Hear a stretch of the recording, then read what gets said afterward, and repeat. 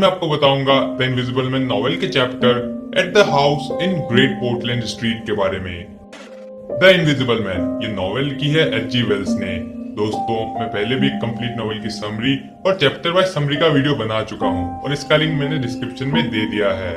Chapter 19 certain first principle में हमने पढ़ा था कि कैसे ग्रिफिन सोने से पहले कैंप वाले कमरे को चेक करता है और फिर सोने चल जाता है, और अगले दिन जब वो उठता है तो वो बहुत गुस्से में होता है और कमरे की चीजों को तोड़ फोड़ करता है। फिर डॉक्टर कैंप उसे शांत करते हैं और उससे पूछते हैं कि कैसे वो इनविजिबल बना। तो फिर वो बताता है कि वो अपने गांव से लंदन की ओर गया था और वहां पर उसे पैसों की कमी हो गई थी, इसी कारण उसने अपने घर में ही चोरी कर ली थी और इससे उसके पिताजी की डेथ हो गई थी। अब इस चैप्टर में हम पढ़ेंगे कि उसके आगे क्या हुआ था। तो इस चैप्टर की शुरुआत होती है ग्रिफिन से, जो कि कैंप के रूम में स्टोरी सुनाते सुनाते घूम रहा था। वो बार बार विंडो की तरफ जा रहा था, तो इससे डॉक्टर कैंप को शक हो जाता है कि कहीं इनविजिबल मैन पुलिस को आते हुए न देख ले। तो वो ग्रिफिन को एक कुर्सी पर बिठाता है और फिर वह उसके सामने बैठ जाता है ताकि ग्रिफिन को खिड़की से कुछ दिख ना सके। फिर ग्रिफिन अपनी स्टोरी को कंटिन्यू करता है।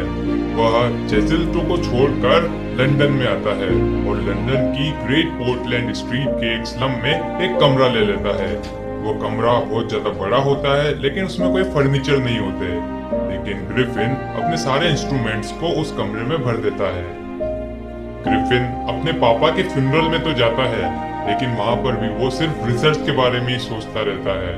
उसे अपने पापा के मरने का दुख मनाने का कोई टाइम ही नहीं था। फिर ग्रिफिन अपने घर से उस रूम पे आता है और रूम पर आकर वो वापस रिसर्च चालू कर देता है। बहुत दिनों तक वो रिसर्च करता है और छोटे मोटे एक्सपेरिमेंट्स भी करता है।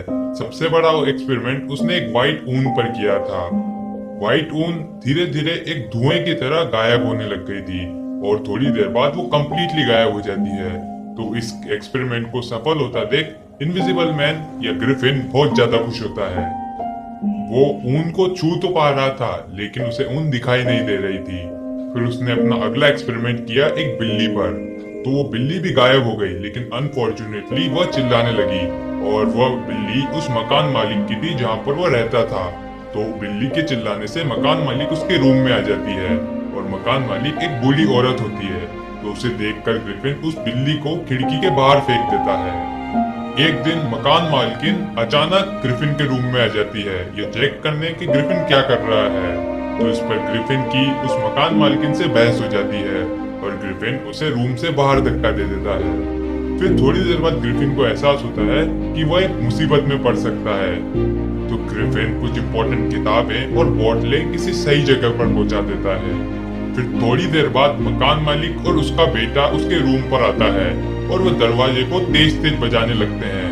तो ग्रिफिन इन सब से बचने के लिए अपने रूम के सारे इंस्ट्रूमेंट्स को तहस नहस कर देता है और वहां पर एक माचिस पड़ी होती है, उससे वह उस रूम में आग लगा देता है और वह खुद उस खिड़की से कूदकर रूम के बाहर चला जाता है, क्योंकि वो सोचता है कि दुनिया की नजरों से अपने काम को बचाने का ये सिर्फ एकमात्र रास्ता है। इनविजिबल होने के बाद अब वो कुछ इंपॉर्टेंट बातों को सोचता है जिसे वो अब कर सकता था। तो दोस्तों, इस चैप्टर में इतना ही।